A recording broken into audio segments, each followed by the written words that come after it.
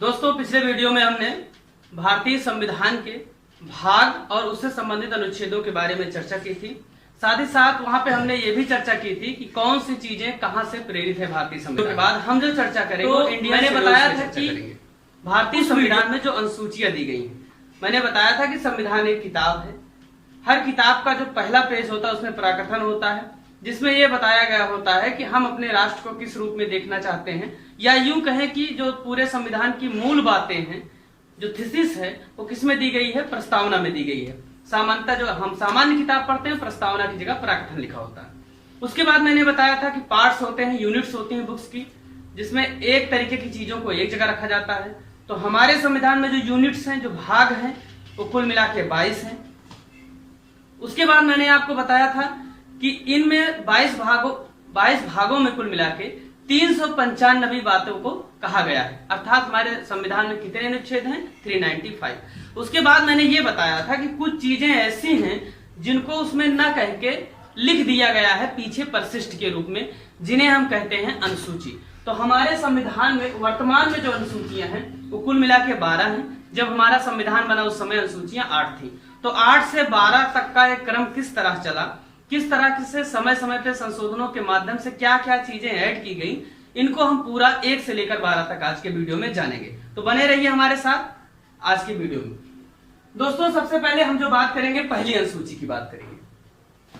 इसके साथ ही साथ हम ये भी बताते चलेंगे कि कब इनमें परिवर्तन होगा और क्या इनकी विशेषताएं हैं। अनुसूची 1 में जो कहा गया है कि संघ एवं उसका राज्य क्षेत्र, अर्थात जो भारत है उसका राज्य क्षेत्र कहां कहां होगा। क्योंकि भारत को आप देखेंगे, भारत कहीं थोड़ी पाया जाता है। भारत में उत्तर प्रदेश, महाराष्ट्र, कर्नाटक वगैरह वगैरह इस तरीके के 28 राज्य और 8 केंद्र शासित प्रदेश हैं वर्तमान में। इसको याद रखिएगा।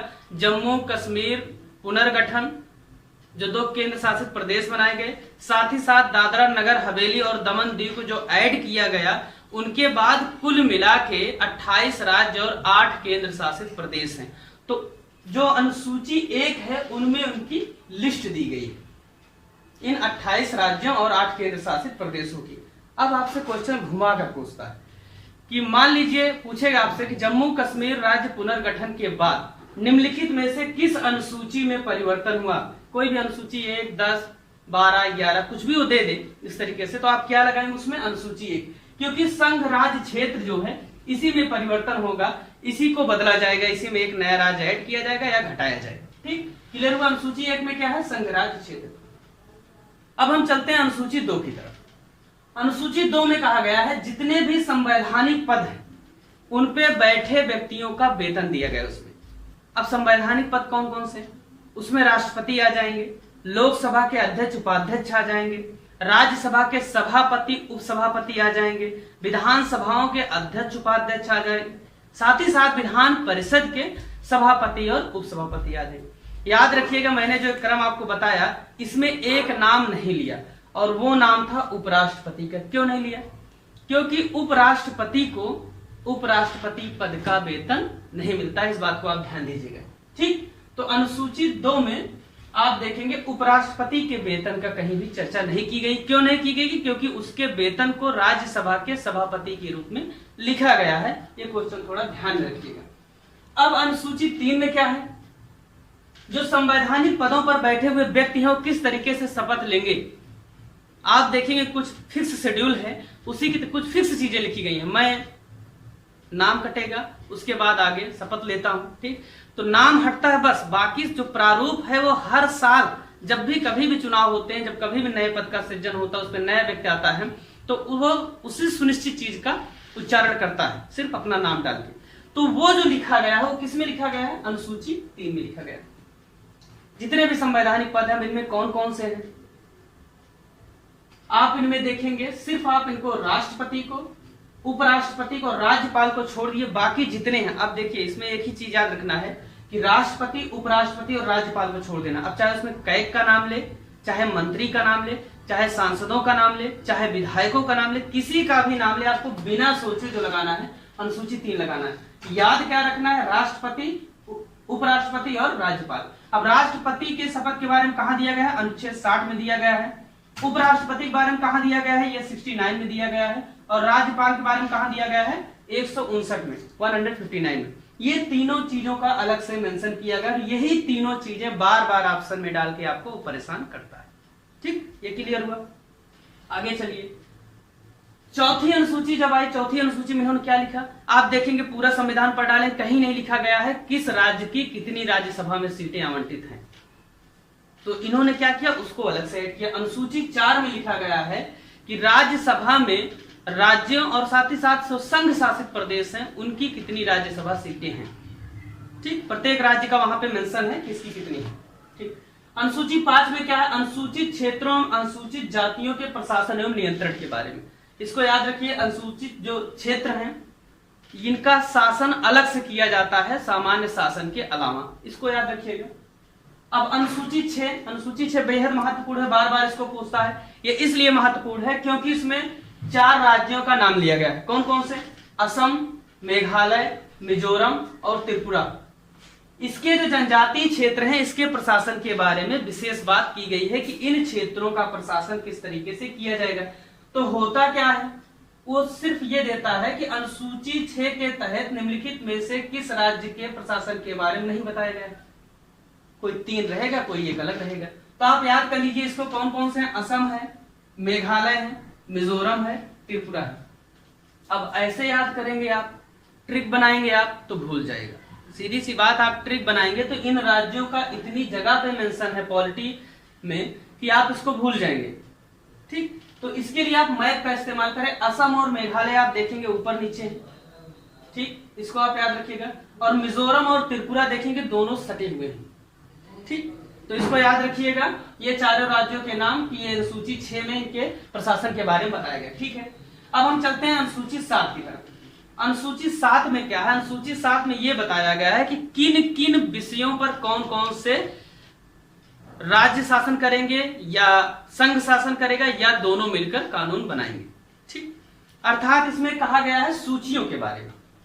ठीक है, सूचियों को 3 भागों में बांटा गया है, संघ सूची, समवर्ती सूची और राज्य सूची। याद रखिएगा, यहाँ पे एक एक चीज, जितनी भी चीजें लिखी गई हैं उसका अपने आप में महत्व है। मैंने जो क्रम लिखा है, संघ सूची लिखा है, समवर्ती सूची लिखा है, राज्य सूची लिखा है, जबकि किताबों में जो आप क्रम पढ़ेंगे संघ सूची, राज्य सूची, समवर्ती सूची। क्यों मैंने लिखा है ऐसा? ऐसा आपसे मान लीजिए कभी क्वेश्चन पूछ ले, कानून बनाने की दृष्टि से सूचियों का क्रम, तो ऐसे रहेगा, संघ सूची, समवर्ती सूची, राज्य सूची। संघ सूची में वर्तमान में जो विषय है 100 है, समवर्ती सूची में 52 है, राज्य सूची में 61 है, 61। थोड़ा सा इनके बारे में मैं बता देता हूं आपको। संघ सूची क्या है? संघ अर्थात राष्ट्र, केंद्र किन किन विषयों पर कानून बनाएगा, दूसरा कोई नहीं बनाएगा, केंद्र बनाएगा। वो कितने विषय हैं? 100 विषयों पर संसद हमारी डायरेक्ट कानून बनाएगी। समवर्ती मतलब दोनों लोग, मतलब केंद्र और राज्य जिस पर कानून बनाएंगे उसको किस में रखा गया है? समवर्ती सूची में रखा गया है। विषय कितने हैं? 52 ऐसे सेक्टर्स हैं जिन पे दोनों लोग कानून बना सकते हैं। ठीक, राज्य सूची, इस पे राज्य कानून बनाएगा। कितने विषय हैं? 61।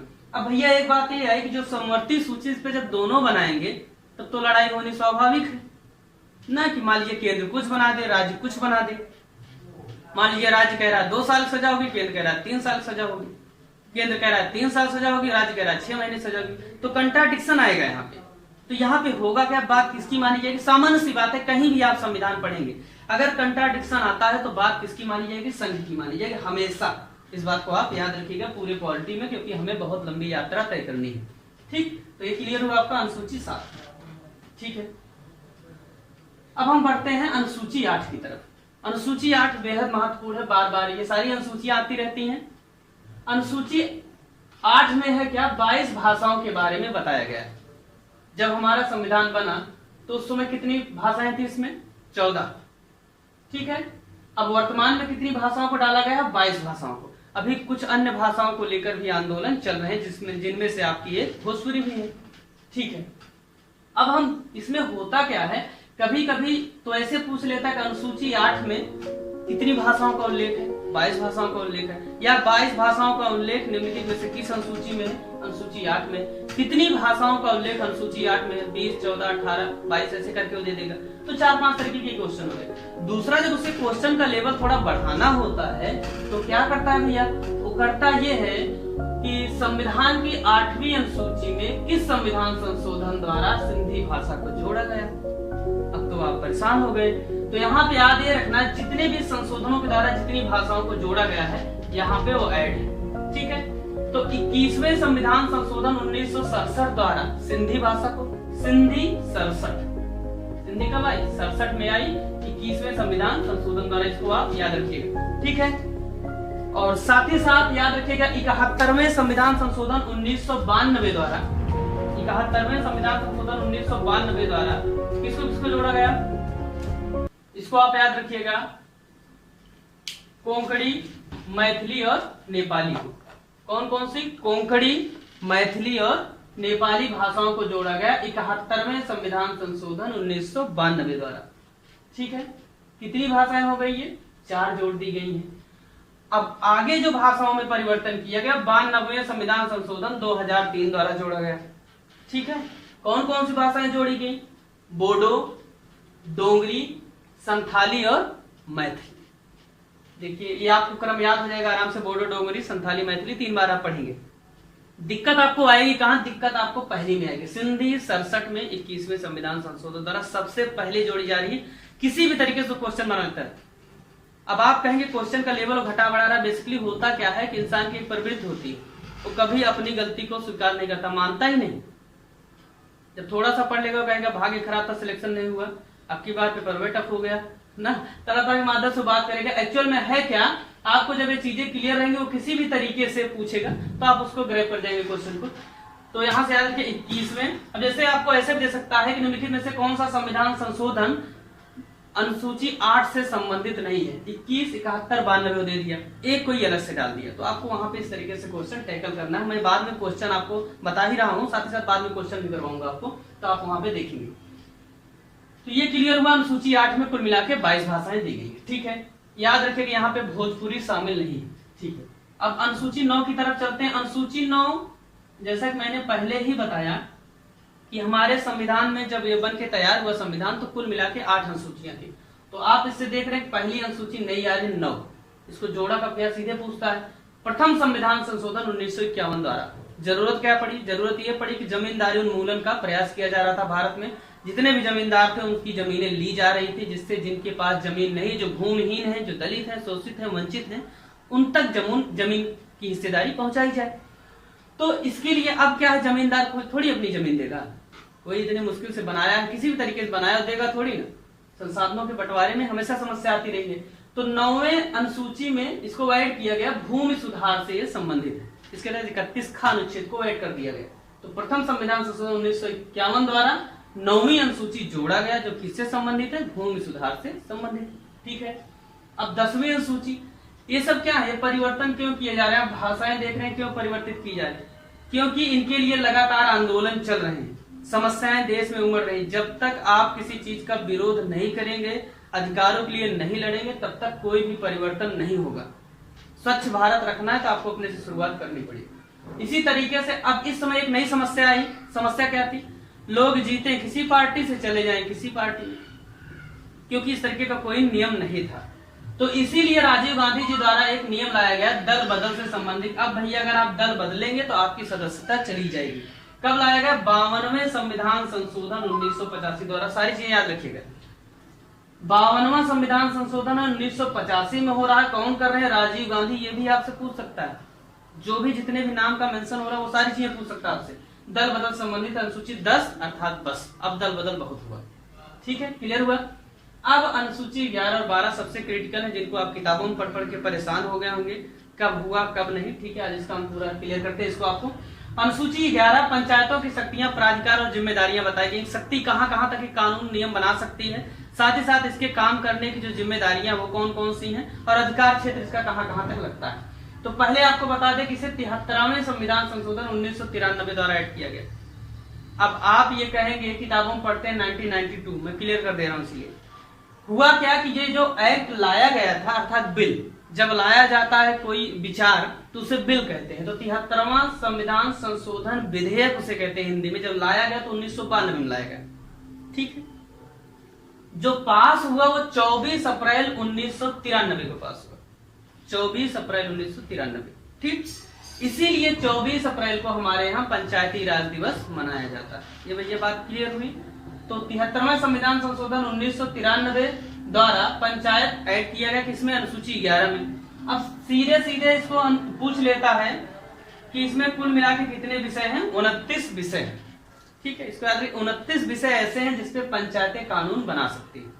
ठीक है, उसमें मेला है, तालाब है, ये सब टैक्स भी लगा सकती है पंचायतें, लेकिन सामान्यतः लगाती नहीं है। इसको जानते रहिए, कितने विषय? 29।